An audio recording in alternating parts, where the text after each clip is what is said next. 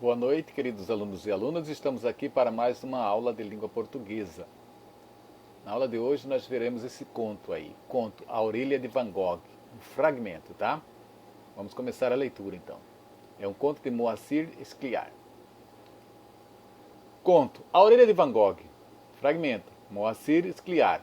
Estávamos, como de costume, à beira da ruína. Meu pai, dono de um pequeno armazém, devia a um de seus fornecedores importante quantia e não tinha como pagar. Mas, se lhe faltava dinheiro, sobrava-lhe imaginação. Era um homem culto, inteligente, além de alegre. Não concluíra os estudos. Os fregueses gostavam dele, entre outras razões, porque vendia fiado e não cobrava nunca. Com os fornecedores, porém, a situação era diferente. Esses enérgicos senhores queriam seu dinheiro. O homem a quem meu pai devia, no momento, era conhecido como um credor particularmente implacável. Outro se desesperaria. Outro pensaria em fugir, em se suicidar até. Não meu pai. Otimista como sempre, estava certo de que daria um jeito. Esse homem deve ter seu ponto fraco, dizia, e por aí o pegamos. Perguntando daqui e dali, descobriu algo promissor. O credor, que na aparência era um homem rude e insensível, tinha uma paixão secreta por Van Gogh. Meu pai retirou na biblioteca um livro sobre Van Gogh e passou o fim de semana mergulhado na leitura. Ao cair da tarde de domingo, a porta de seu quarto se abriu e ele surgiu triunfante.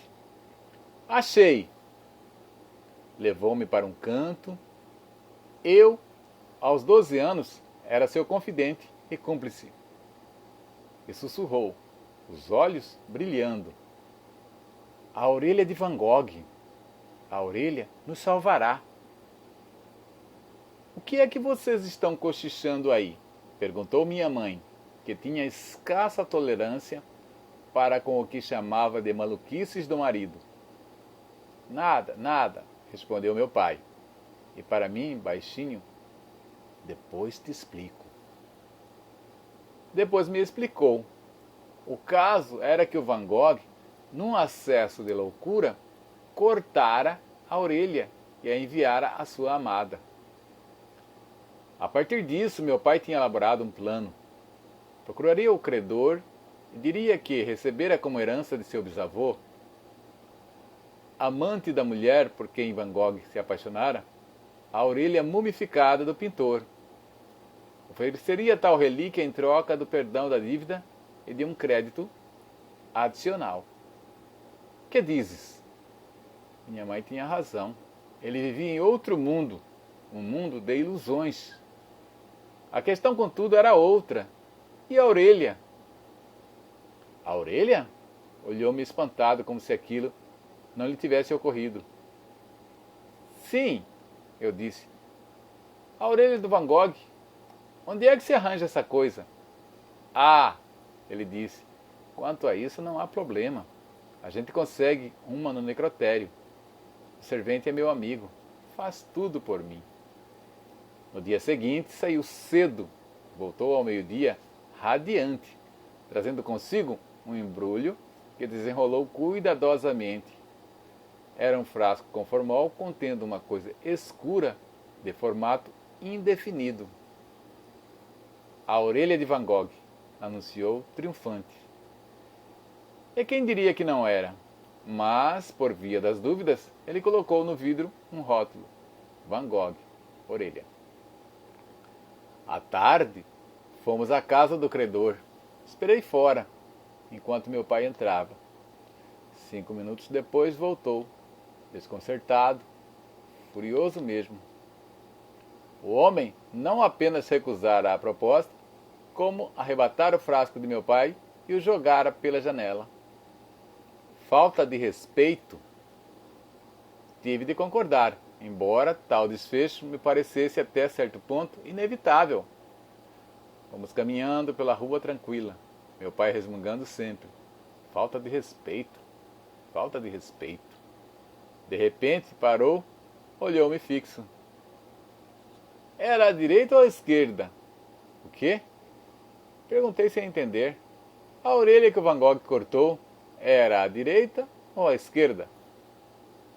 Não sei, eu disse, já irritado com aquela história. Foi você quem leu o livro. Você é quem deve saber. Mas não sei, disse ele desconsolado.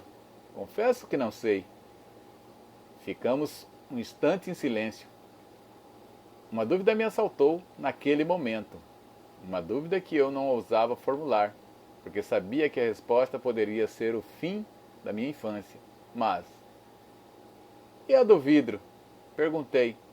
Era à direita ou à esquerda? Mirou-me aparvalhado.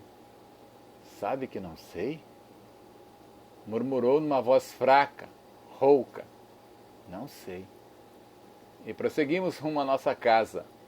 Se a gente olhar bem uma orelha, qualquer que seja a orelha, seja ela de Van Gogh ou não, verá que seu desenho se assemelha ao de um labirinto. Nesse labirinto eu estava perdido.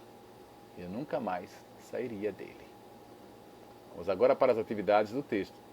Entendendo o texto, após a leitura do conto, retome as hipóteses formuladas no box que vem a seguir.